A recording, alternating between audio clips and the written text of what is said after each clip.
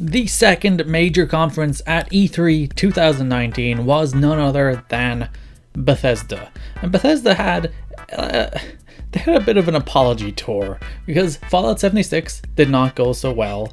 Elder Scrolls Blades, kind of a dud, even though they revealed it for Switch. So they had a lot to catch up with. I think Bethesda were dragged through the mud. Rage 2 didn't have the biggest launch in the world. So I think Bethesda went into E3 with something to prove. And did they prove it? Kinda? I'm going to go through the top 5 biggest moments from this conference. What did Bethesda bring? Well, first of all, they started with number 5, the Fallout 76 apology tour. Todd Howard walked onto stage and he looked you in the eye in his charming Todd Howard way. He was like, "Hey guys, we messed up, but Fallout 76 is good now, and you should play it, and here's why." That's my Todd Howard impression. It sounds nothing like him. But there's the Wastelanders expansion, which features NPCs, stories. It's basically everything that people wanted from a Fallout game that they took out of a Fallout game for some reason. And they're like, look, we put it back in, like us please. They're adding a 52-player battle royale mode called Nuclear Winter, which I at least appreciate because they contextualized why it's a battle royale. It's not just like, oh, there's 52 players, they have to kill each other. It's like there's this role in the camps that they have to fill and they all kill each other to fill it. It's something like that, and there's a storm for some reason, but it's a battle royale game.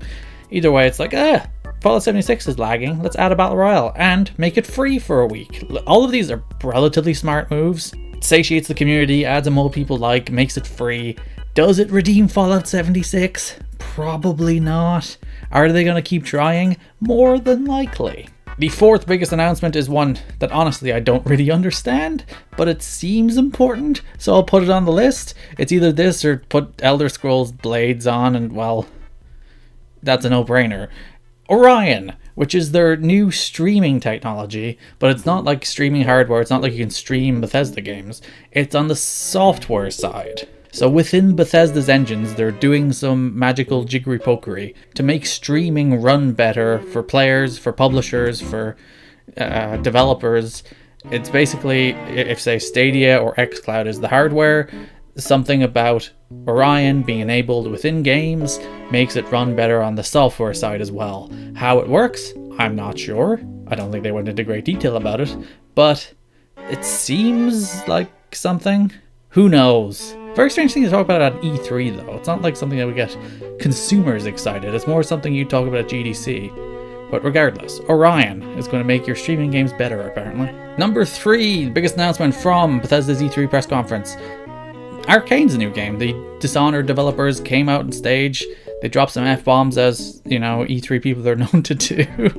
I guess I could have included Commander Keen instead of Orion, but well. The developers of Arcane announced Deathloop, which they didn't show any gameplay, which is disappointing because the cinematic trailer they showed looked stylish as all hell. It's like there's 2 assassins who are stuck in a time loop of some sort where they have to kill each other constantly, one to try and break the loop, one to try and keep the loop going.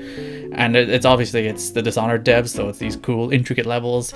It seems like it's like some kind of assassin thing, like Hitman crossed with the Dishonored gameplay, which sounds really cool if that's what it ends up being, and hopefully that's what it ends up being. But as I said, we didn't see any gameplay, but god, that cinematic trailer is really, really good, and the idea of the game sounds really, really good, and the developer has a good track record. So hopefully all those things come together to make this game a really neat, interesting game. Speaking of really neat, interesting games, number 2, Tango Gameworks' new game, Ghostwire Tokyo, which again, speaking of super stylish but no gameplay, that's this. It's a horror game. They're more known for survival horror, the Evil Within games, but they seem to be veering toward like action horror of some sort, but again, no gameplay. So who could possibly say for certain? But again, it's a super stylish trailer, and it's really number 2. Mostly for Akumi Nakamura, who's the woman from Tango Gameworks who talked through the game, and she is charming as hell. And also she's up there, she's Japanese, speaking in English, which is always like, I can't speak Japanese, never mind speaking. I speak some Irish, not very much, some German, not very much, and there's someone just presenting on an international stage in another language, and it's badass, and she's super charming and great. And this game looks super interesting. People are disappearing all over Tokyo. It has an interesting like Neo Tokyo vibe. It's really cool. But, word of caution, this Ghostwire Tokyo, as well as Arcane's Deathloop, no gameplay. So, And I'm kind of cheating for number 1, but it's Doom and Wolfenstein. Look, these are two of the most celebrated shooters of our day. Both are coming this year, which is super cool. Wolfenstein Youngblood is a co-op take on the Wolfenstein universe, which is kind of a fun new take on those games, and those games are always fun. It's coming out July 26th, and it looks like more Wolfenstein, which I'm on board with. And then Doom Eternal coming on November 22nd, which, it's Doom. If you watch the trailer, it's just more Doom. And more Doom is all you could possibly want in the world, because this looks so good. That satisfying, like, visceral action of Doom looks like it's back. Better than ever. It has a new multiplayer mode called Battle Mode, which probably different from Mario Kart's Battle Mode, but maybe you're riding carts and throwing shells at each other in the Doom universe. Probably not. Yeah, more Doom.